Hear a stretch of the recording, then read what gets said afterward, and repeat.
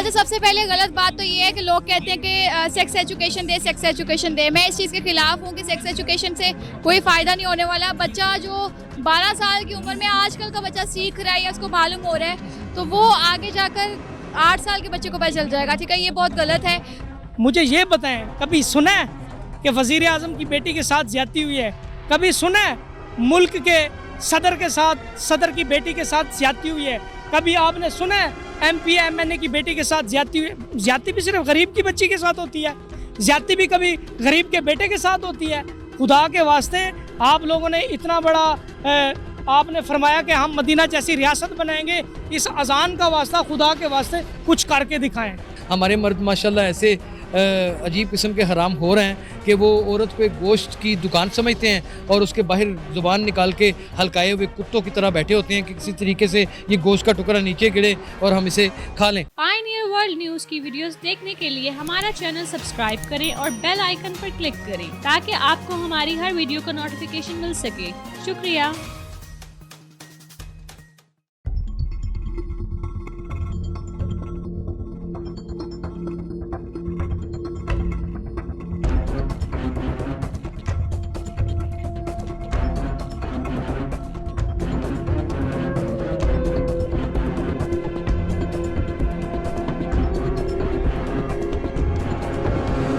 अस्सलाम वालेकुम नाजरीन, मैं हूं आपकी होस्ट अलकुमा मलिक और आप देख रहे हैं पायनियर वर्ल्ड न्यूज़। तो जैसा कि आप सब जानते हैं कि हमारे मुल्क में रेप और गदागरी के केस, किडनैपिंग के केस बहुत बढ़ गए हैं। तो इसी को कम करने के लिए, इसी को रोकने के लिए यहाँ पर बहुत बड़े यूट्यूबर्स और सहाफ़ी मौजूद हैं, एंकर्स मौजूद हैं, होस्ट मौजूद हैं और लवाहकीन मौजूद हैं। तो चलिए जानते हैं इन लोगों से इनकी कहानी और इस चीज़ को कैसे ख़त्म किया जा सकता है।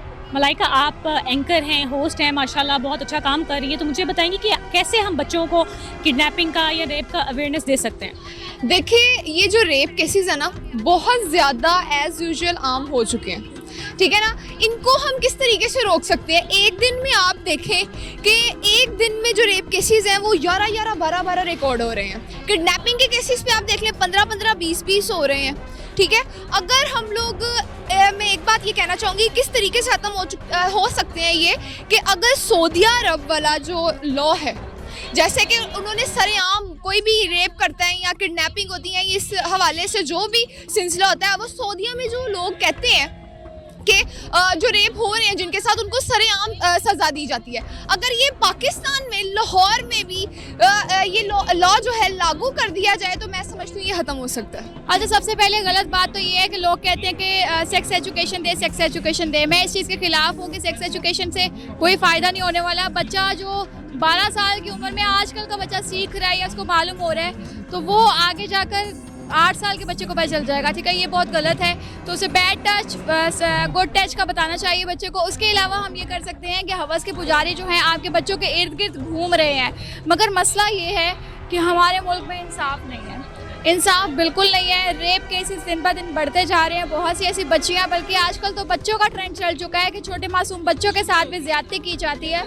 तो इसको बेहतर बनाने के लिए यही है कि हुकूमत से अपील है कि या तो आप किसी एक इंसान को भी यार अगर आप सज़ा दे देंगे ना, तो मुल्क हमारा बेहतर हो जाएगा। कोई गुनाह करने से पहले 70 बार सोचेगा ज़रूर कि मैं करूँगा तो मुझे सज़ा ये मिलेगी, क्योंकि आजकल ट्रेंड बन चुका है कि गुनाह करो, पैसा लगाओ और बेल हो जाती है। और उसके अलावा माँ बाप की जो अटेंशन है वो बहुत ज़रूरी है, क्योंकि मुआशरा दिन ब दिन ख़राब हो रहा है। तो आपसे गुजारिश ये है कि आप अपने बच्चे को ध्यान रखें, कहाँ जा रहा है, कैसे जा रहा है, किससे खेल रहा है, किससे मिल रहा है, कहाँ पे उसकी गैदरिंग है, क्योंकि आजकल का मुआशरा वाकई बहुत ख़राब होता जा रहा है। आपकी अटेंशन बहुत ज़रूरी है बच्चे पे, ना कि आप 10-5 रुपये पकड़ा के बच्चों को भिजवा दें, जाओ जो चीज़ ले आओ। तो ऐसे बच्चियों के साथ भी ज़्यादती केसेस बनते हैं, तो माँ बाप सिर पकड़ के बैठते हैं। मुझे मेरे माँ बाप नहीं रखते हैं। मेरा चाचा मुझसे मंगाता है, कहते जाओ पैसे मांग के आओ।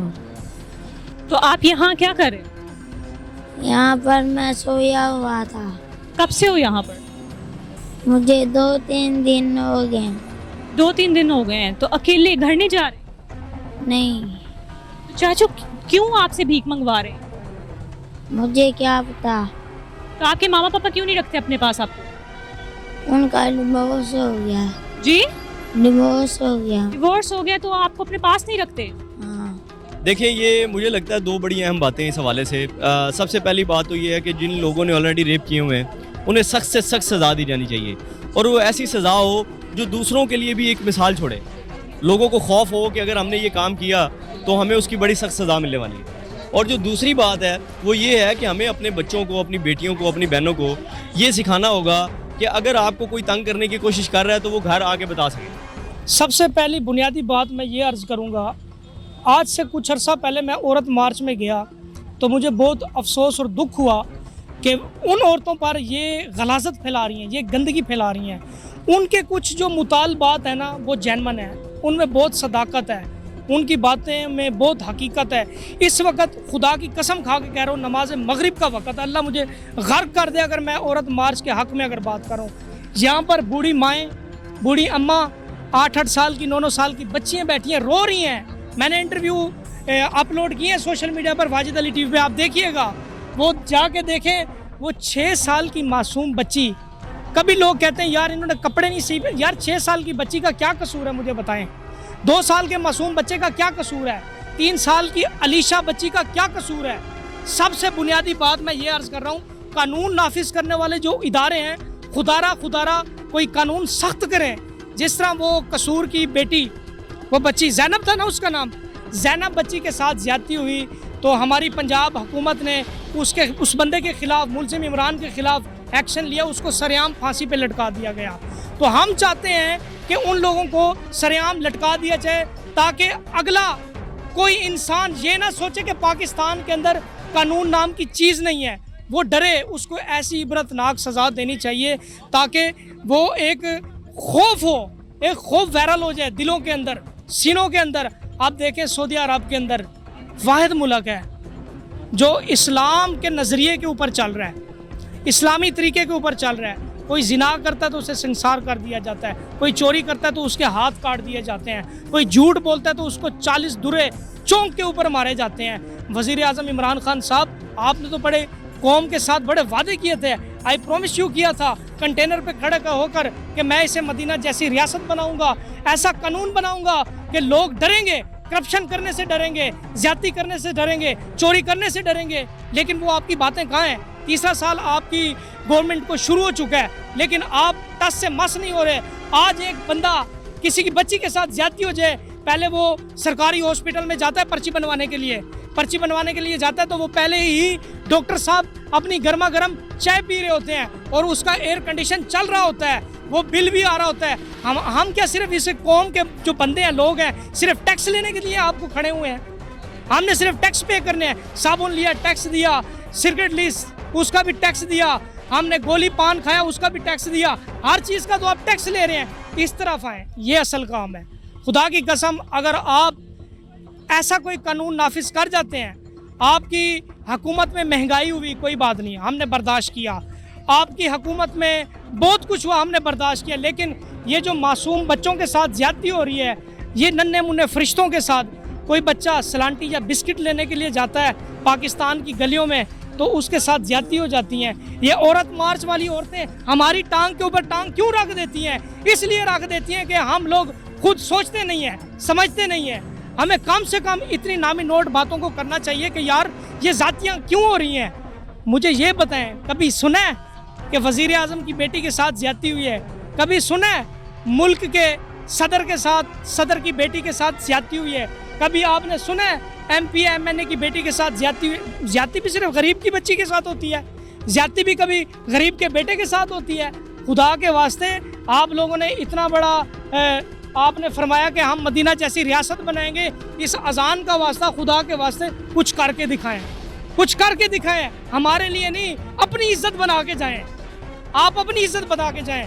बस मैं इतना कहना चाहता हूँ, कोई इस्लामी कानून नाफिज कर दें ताकि कल को हमारी बहन बेटियाँ बच्चियाँ महफूज रह सकें, पूरी कौम की बच्चियाँ महफूज रह सकें। मौजूद हैं यासिर शमून, इनसे पूछते हैं कि वो चाइल्ड अब्यूज़ और रेप के बारे में क्या कहते हैं और कैसे इस चीज़ को कम किया जा सकता है। अस्सलाम वालेकुम यासिर। वालेकुम अस्सलाम।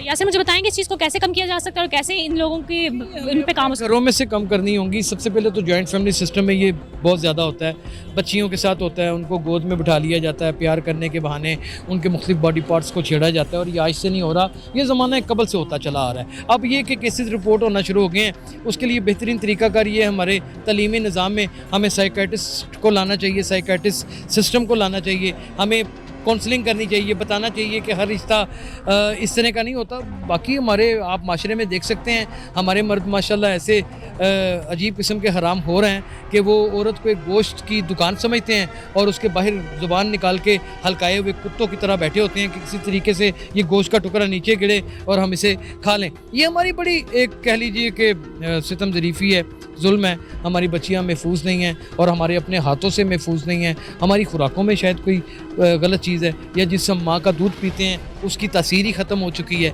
या फिर हमारी रगों में दौड़ने वाला खून बेगैरत हो चुका है, या फिर हमारा माशरा हमें इन चीज़ों की जानिब खुद लेके जाता है, या फिर इस माशरे को एक कलम पकड़ के बेगैरती का हम उस जानिब लेके जा रहे हैं। अगर इन सारी चीज़ों को कंक्लूड कर लिया जाए तो मुजरम पता है कौन निकलता है? हर वो शख्स निकलता है जिसका राब्ता अल्लाह के साथ ख़त्म हो जाता है, जो सजदा बसुजद नहीं होता, जो अल्लाह ताला के साथ रो के गिड़गिड़ा के अपने गुनाहों की माफ़ी नहीं मांगता, जो ये नहीं कहता कि मैंने ये गलत काम किया, अपने साथ अपना सेल्फ एनालिसिस नहीं करना चाहता। सेल्फ एनालिसिस करने के लिए आपके पास तालीम का होना बड़ा ज़रूरी है। सेल्फ एनालिसिस करने के लिए आपको शर्मिंदगी का होना बड़ा ज़रूरी है। जिस दिन हम शर्मिंदा हो जाएंगे इंशाअल्लाह ताला, और यहाँ पे अमन का ख्वाब भी शर्मिंदा तबीर हो जाएगा।